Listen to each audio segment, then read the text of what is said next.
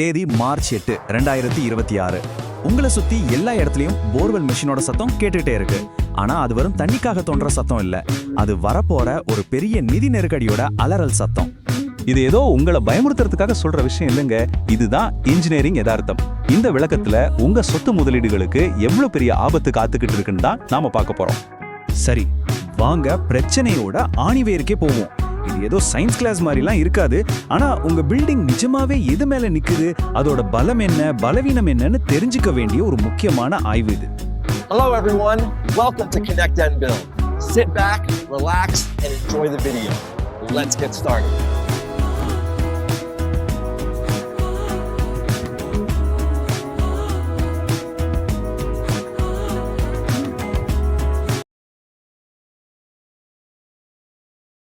நம்மள பல பேர் என்ன நினைச்சிட்டு இருக்கோம்னா, நமக்கு கீழே பூமிக்கு அடியில ஒரு பெரிய ஏரியே இருக்கு, அதுல இருந்து தண்ணி எடுத்துக்கிட்டே இருக்கலாம்னு. ஆனா உண்மை அது இல்ல.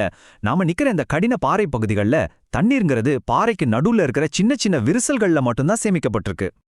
இன்னும் சிம்பிளா சொல்லணும்னா, ஒரு கண்ணாடி துண்டை கீழே போட்டு உடைச்சா எப்படி அதுல நிறைய விரிசல் வருமோ, அப்படிதான் பூமிக்கு அடியில பாறைகள் இருக்கு. அந்த விரிசல்கள்ல மட்டும்தான் தண்ணி இருக்கு. நீங்க அந்த விரிசல்ல இருக்கிற தண்ணியை மொத்தமா உறிஞ்சி எடுத்துட்டீங்கன்னா, அதுக்கப்புறம் நீங்க வெறும் பாறையத்தான் தொலை போட்டுக்கிட்டு இருப்பீங்க, அங்க ஒண்ணுமே இருக்காது. அடுத்து இப்ப நாம பண்ணிட்டு இருக்க இந்த ஆழ்துளை கிணறு தோன்ற வேலை எப்படி ஒரு நஷ்டமான முதலீடா மாறிக்கிட்டு இருக்குன்னு பாப்போம். ஆரம்பத்துல லாபம் தந்த இந்த விஷயம் இப்போ நஷ்டத்துல தான் போயிட்டு இருக்கு. இந்த நம்பர்ஸ பாருங்க. ஒரு 10 வருஷம் முன்னாடி 200 அடியில தண்ணி கிடைச்சது. ஆனா இன்னைக்கு 1200 அடி வரைக்கும் போறோம்.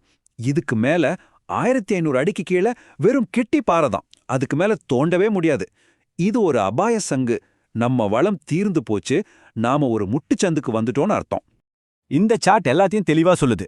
10 வருஷம் முன்னாடி கம்மி செலவுல நிறைய தண்ணி கிடைச்சது. ஆனா இன்னைக்கு பல மடங்கு அதிகமா செலவு பண்ணி ரொம்ப கொஞ்சமா தான் தண்ணி கிடைக்குது. சீக்கிரமா தீர்ந்து போற ஒரு சொத்துக்காக நம்ம செலவு மட்டும் ராக்கெட் வேகத்துல ஏறுது. இதுதான் ஒரு பெர்ஃபெக்ட்டான ஃபினான்ஷியல் ட்ராப். இப்போ இந்த நிலத்தடி நீர் பிரச்சனை எப்படி உங்க சொத்து மதிப்பை குறைக்குது, மாசம் உங்க மெயின்டெனன்ஸ் செலவை எப்படி அதிகமாக்குதுன்னு பார்ப்போம்.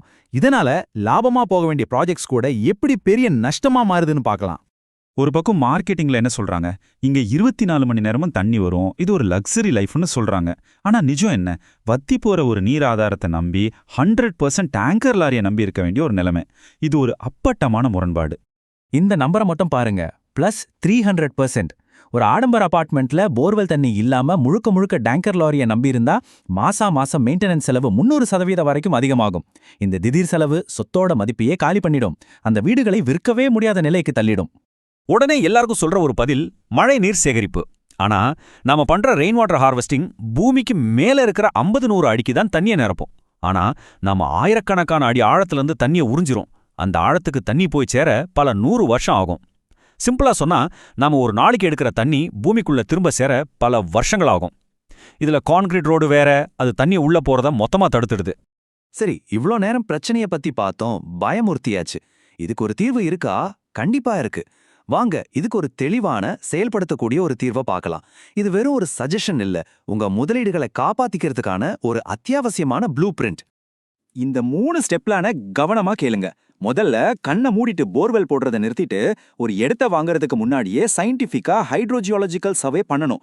2வது, கிரே வாட்டர் ரீசைக்ளிங் மாதிரி டெக்னாலஜியை எல்லா பில்டிங்லயும் கட்டாயமாக்கணும். இதனால தண்ணியோட தேவை குறையும். 3வது, தனித்தனியா யோசிக்காம ஒரு கம்யூனிட்டியா சேர்ந்து ஆழமான ரீசார்ஜ் கிணறுகள்ல முதலீடு செய்யணும். இனிமே ஒரு சொத்தோட மதிப்பு அது எவ்வளோ லக்ஸரியா இருக்குங்கிறத பொறுத்து இல்ல, அதுக்கு எவ்வளோ தண்ணீர் சுதந்திரம் இருக்குங்கிறத பொறுத்து தான் இருக்க போகுது. கடைசியா ஒரு கேள்வியோட இந்த உரையை முடிக்கிறேன். உங்க போர்ட்ஃபோலியோல இருக்கிற எல்லா ப்ராஜெக்டையும் இந்த புவியியல் கண்ணோட்டத்துல மறுபரிசீலனை செய்ய வேண்டிய நேரம் இது. உங்க போர்ட்ஃபோலியோ பாறை மேல தான் கட்டப்பட்டிருக்கு, அதுல சந்தேகமே இல்ல. ஆனா அது வறண்டு போன ஒரு பாறை மேல கட்டப்பட்டிருக்கா? யோசிங்க.